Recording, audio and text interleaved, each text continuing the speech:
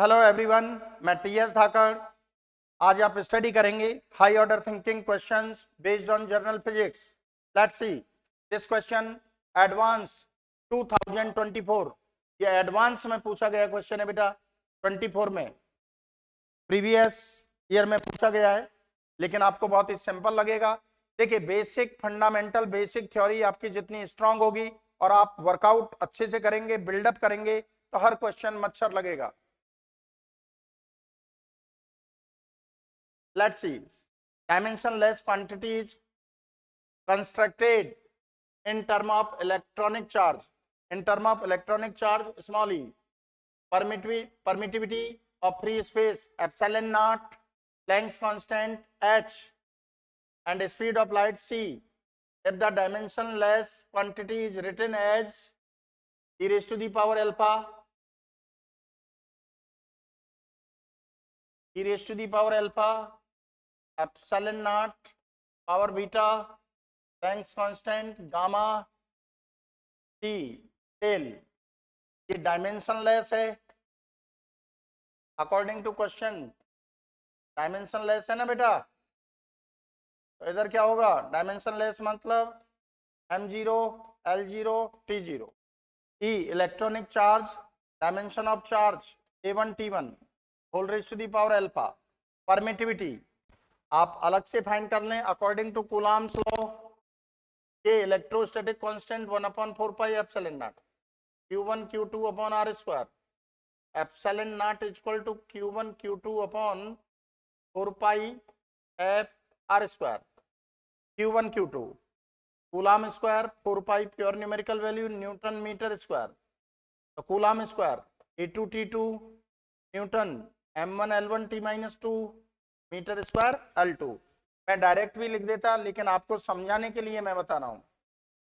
तो देखिए बेटा, m-1 l1 l2 l3 l-3 t4 a2, ये इसका आ गया भाई। Electric permittivity for vacuum m-1 l-3 4 a2 whole power beta. Planck's constant अभी मैंने आपको बताया था, लेकिन आपको डायरेक्ट बता देता हूं। Energy upon nu, energy m1 l2 t-2 nu, frequency t-1, ये क्या हो गया बेटा? m1 l2 t-1 Planck's constant m1 l2 t-1 whole power gamma t speed of light, तो डायमेंशन तो स्पीड के इक्वल ही होगा l1 t-1 whole power tell. तो देखिए बेटा, a alpha t alpha m minus beta l-3 beta 4 beta a 2 beta m gamma l2 gamma minus gamma l del minus del. तो देखिए बेटा, m minus beta plus gamma l, l के लिए देखिए -3 beta plus 2 gamma plus del. t के लिए देखिए alpha plus 4 beta minus gamma minus del. Ampere के लिए देखिए a अल्फा प्लस 2 बीटा, और तो है नहीं। लेफ्ट में डायमेंशनलेस है, स्टार्टिंग में मैंने m0 l0 t0 लिखा था, एम्पियर भी 0 होगा, डायमेंशनलेस है ना। अब compare, base are equal to each other, तो पावर्स इक्वल हो जाएंगे बेटा। Minus beta plus gamma equal to 0, तो गामा इक्वल टू बीटा, एक रिलेशन आ गया आपके पास यहाँ से।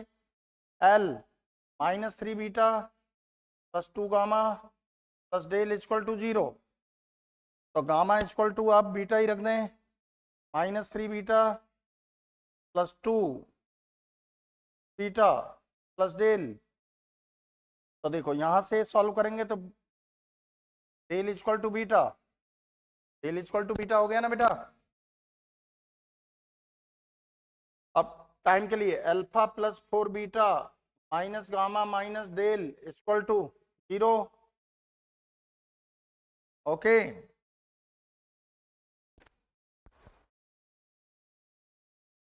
अल्फा प्लस 4 बीटा, गामा की जगह बीटा ही रख दें, डेल की जगह भी बीटा रख दें।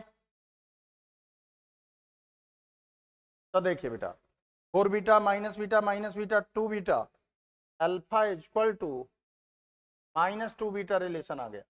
ओके, तो देखिए